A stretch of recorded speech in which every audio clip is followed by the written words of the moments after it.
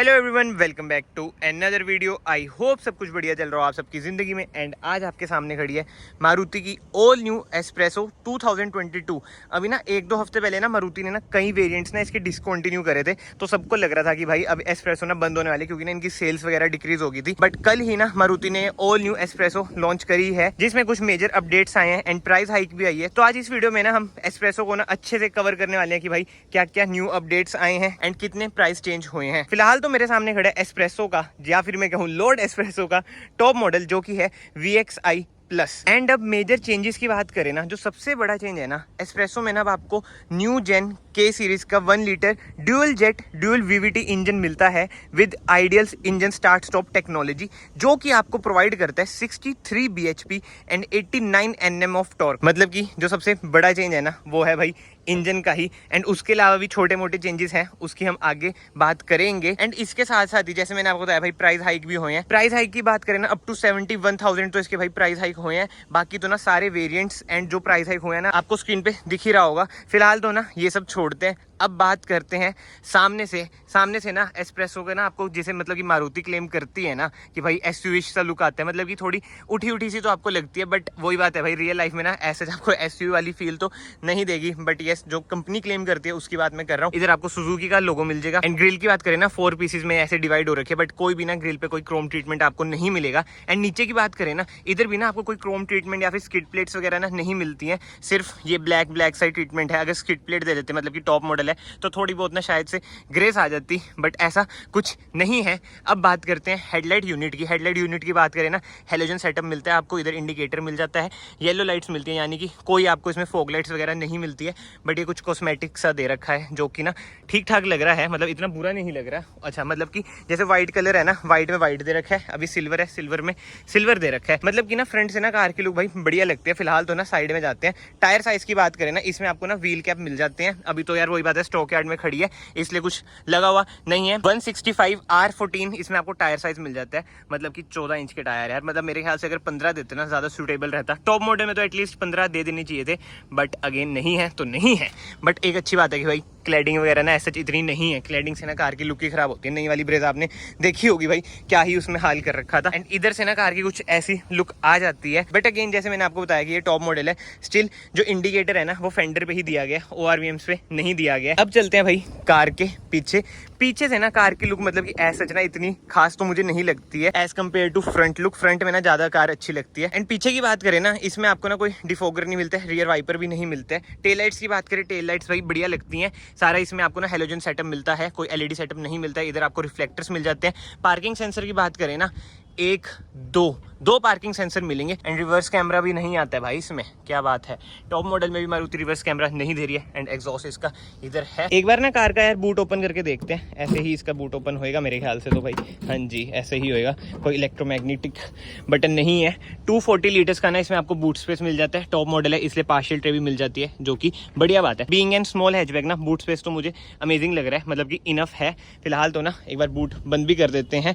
मतलब no doubt car आपको हल्की तो लगेगी भाई, बिल्ड क्वालिटी तो आपको पता ही है, 0 स्टार कार है ये। एंड एस्प्रेसो के वेरिएंट्स की बात करें ना, बेस मॉडल है स्टैंडर्ड, उसका आ जाता है LXi, उसका आ जाता है VXi, फिर VXi प्लस, और ऑप्शनल भाई वही जो ऑटोमेटिक आ जाते हैं। जो आपके सामने वेरिएंट खड़े हैं ना, जैसे मैंने आपको बताया VXi प्लस है मैनुअल ट्रांसमिशन के साथ। इसका एक्स शोरूम ना 5.49 लाख रुपीज है, मतलब कि 71,000 तो ना इंक्रीज करा गया है प्राइस। और जो चेंजेस आए हैं ना वो मैंने आपको एक तो बता दिया, जो मेजर चेंज है इंजन का, और जो बाकी चेंजेस है ना वो अंदर है। अब मैं अंदर चलता हूँ, अंदर से भी आपको कार दिखाता हूँ कि भाई क्या है क्या नहीं। तो उसका ना कमेंट सेक्शन में जरूर बताना कि भाई 71,000 वर्थ है या नहीं है जो इसका प्राइस हाइक हुआ है। और जो इसके नीचे वाले वेरिएंट्स है ना, मतलब कि ना 31,000 से ना उनको भी इंक्रीज करा ही गया है, और आगे आगे बढ़ते जाते हैं, जैसे आपने स्क्रीन पे देख ही लिया होगा। फिलहाल तो भाई की बात कर लेते हैं, मैं अभी ऐसे ही खोल रहा था। ऐसी कुछ आपको की मिल जाती है, रिमोट की मिल जाती है। एक तो आपको लॉक अनलॉक, बट जो दूसरी है ना वो आपको सिंपल ही मिलेगी, जैसे ऑल्टो वगैरह में आती है। फिलहाल तो भाई कार के हम फाइनली अब अंदर चलते हैं। अंदर से मैं आपको कार दिखा देता हूँ भाई क्या क्या मेजर चेंजेस आए हैं कार में।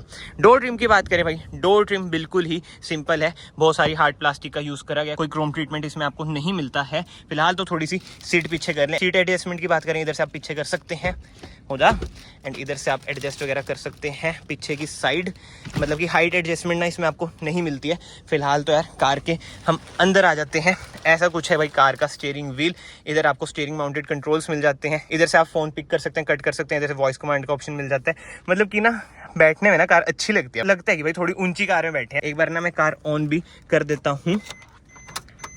एंड सबसे पहले भाई मेजर चेंजेस की बात करूँ ना, आपने नोट किया भी होगा, इधर आपको वही भाई engine auto on off start का ऑप्शन मिल जाता है। एंड इधर से ना अब आप अपने ORVMs ना इलेक्ट्रॉनिकली एडजस्ट कर सकते हैं। हाँ जी, अब इसमें आपको ये भी ऑप्शन मिल चुका है, ये देखिए राइट में गया, इधर से देखो ऐसे एडजस्ट हम कर सकते हैं, जो कि भाई बढ़िया बात है, अच्छा फीचर है। एंड इसके अलावा इधर आपको वही भाई जो पहले स्क्रीन आती थी वो मिल जाती है, इसमें आपको एंड्रॉइड ऑटो और एप्पल कारप्ले जैसे फीचर्स वगैरह मिल जाएंगे। मतलब कि अंदर से ना कार आपको डिसअपॉइंट तो नहीं करेगी भाई, जो प्राइस पॉइंट पे आ रही है। नो डाउट भाई प्राइस तो इंक्रीज हुआ ही है कार का। एंड एक बार ना मैं कार स्टार्ट कर देता हूँ। भाई साहब इंजन जो रिफाइंड है ना, बहुत ही ज़्यादा रिफाइंड है इंजन। इतनी ज़्यादा गर्मी है ना, एसी भी ऑन कर लेते हैं, एक पे ही रखते हैं ब्लोअर, क्योंकि भाई आवाज़ इतनी आ जाएगी। एंड अगर आप लोग अभी तक इस वीडियो में बने हुए हैं, चैनल को ना यहाँ से सब्सक्राइब कर लेना, it will mean a lot to me. But yes, वापस आ जाते हैं हम कार पे। एंड इधर आपको बीच में मिल जाएगा इसका स्पीडोमीटर, जो कि इधर नहीं है, इधर है बीच में, जो कि यूनिक है। AC वेंट्स भी आप देख सकते हैं कैसे प्लेस हो रखे हैं, एक इधर और वो वाला तो है ही। बट जो ये चीज़ है ना भाई, डिजिटल मिल जाती है आपको, जो कि ना बहुत ही ज़्यादा यूनिक लगता है। इधर आपको फ्यूल की इन्फॉर्मेशन मिल जाएगी, एंड इधर आपको बीच में और इन्फॉर्मेशन मिल जाएगी ट्रिप वगैरह की, इधर से आप वो भी कंट्रोल कर सकते हैं, माइलेज वगैरह एंड ऑल। एवरेज अभी 5.2 की दिखा रही है, क्योंकि अभी हम स्टॉक यार्ड में है। उसके अलावा विंडोज अगर कंट्रोल करने हैं वो इधर से आप कर सकते हैं, अप डाउन, मतलब कि one touch up one touch down तो नहीं है इसमें। एंड इधर से आप हैजार्ड लाइट्स ऑन कर सकते हैं।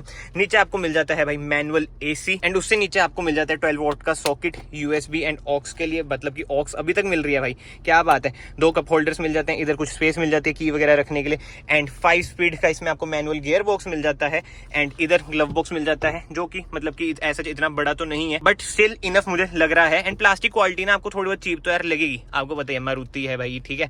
एंड उसके अलावा ना इधर भी आपको कुछ स्पेस मिल जाती है। इस मॉडल में ना आपको ड्यूल एयरबैग्स मिल जाते हैं, ABS विद EBD मिल जाता है। एंड जो इसमें ऑटोमेटिक वेरिएंट्स है ना, उसमें आपको ESP with hill hold assist भी मिल जाता है, जो कि भाई अगेन एक अपडेटेड फीचर है ही। एंड अब बात करें ऊपर की, ऊपर ना आपको हेलोजन बल्ब्स वगैरह मिल जाएंगे, सनशेड्स मिल जाते हैं, जो कि विदाउट मिरर होंगे। इधर शायद से टिकट होल्डर भाई नहीं है। एंड इधर आपको ना कोई आर्मरेस्ट वगैरह नहीं मिलेगी, मैनुअल हैंड ब्रेक मिल जाती है। एंड इसके अलावा अब सीटिंग पोजीशनिंग की बात करें ना भाई, सीटिंग पोजीशनिंग जैसे मैंने आपको स्टार्टिंग में बताया कि थोड़ा ना आपको ऊंचा तो लगेगा भाई, बट यस आप हाइट तो एडजस्ट नहीं कर सकते हैं, बट ये पीछे कर सकते हैं, आगे कर सकते हैं, एंड इधर से भी आप स्लाइड कर सकते हैं। मतलब कि ना कंफर्ट तो भाई कार में नो डाउट आपको लगेगा। सीटिंग पोजीशनिंग तो अच्छी खासी है कार की। एंड हेडरूम की बात करें भाई, हेडरूम भी आप देख सकते हैं, मेरी हाइट है 5'9", अच्छी खासी है भाई। मतलब कि अगर इसमें आपको हाइट एडजस्टमेंट का ऑप्शन नहीं मिला है ना, तो आपको मतलब दिक्कत ऐसा नहीं आएगी। एंड जैसे मैं इधर बैठा हूँ ना, इधर से आपको बोनेट भी भाई दिख ही जाएगा। एंड यस आगे से तो ना कार कुछ ऐसी है, एक बार ना मैं स्टार्ट करता हूँ कार को एक और बार, और मैं आपको दिखा देता हूँ भाई। ये तो कैंसिल करो भाई, लो फ्यूल। जैसे मैं रिवर्स पा रहा हूँ ना, हाँ जी देखो रिवर्स कैमरा नहीं है भाई, जैसे मैं आपको पहले बताया, बट सेंसर है, बट 2 ही सेंसर है भाई। कॉस्ट कटिंग,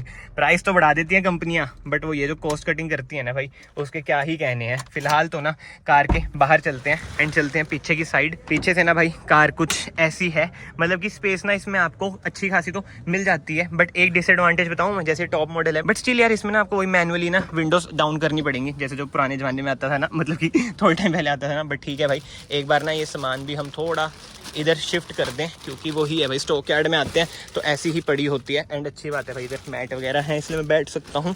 एंड पीछे की स्पेस की बात करें ना, थाई स्पोर्ट तो आप भूल जाओ भाई, आपको मिलेगा, बट यस लेग रूम अच्छा खासा मिल जाता है, कोई इसमें पीछे रियर AC वेंट्स वगैरह नहीं होते हैं। एंड बाकी हेडरूम की बात करें, हेडरूम भी भाई अच्छा खासा है। एंड रिक्लाइन एंगल भी भाई बहुत ही अमेजिंग लग रहा है मुझे तो भाई, मतलब कि कंफर्ट तो है। अगर थाई स्पोर्ट ज़्यादा होता ना तो भाई और कंफर्टेबल कार हो जाती, बट जो है भाई वो यही है। फिलहाल तो ना भाई अब हम कार के बाहर चलते हैं। एंड अगेन पीछे से आप देख सकते हैं डैशबोर्ड की कुछ ऐसी लुक आती है, मुझे तो यार बढ़िया लुक लग रही है डैशबोर्ड की। एंड फ्रंट की भी मुझे बढ़िया लुक लग रही थी। रियर थोड़ा बहुत इंप्रूव कर देना एस्प्रेसो में, तो ये सच में लोड एस्प्रेसो हो जाए।